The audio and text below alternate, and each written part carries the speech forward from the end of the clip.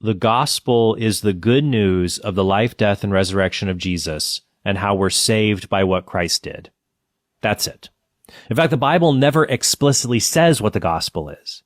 The closest it comes is 1 Corinthians 15, where Paul says, "Now I would remind you, brethren, in what terms I preached to you the gospel, which you received, in which you stand, by which you are saved, if you hold it fast, unless you believed in vain. For I delivered to you as of first importance what I also received, that Christ died for our sins in accordance with the Scriptures, that he was buried, and that he was raised on the third day in accordance with the Scriptures." So notice there's nothing in this passage about salvation by faith alone, or even putting our faith in Jesus at all. The gospel is just what Catholics would call the Paschal Mystery. That's why I would say many non-Catholic Christians do preach the gospel.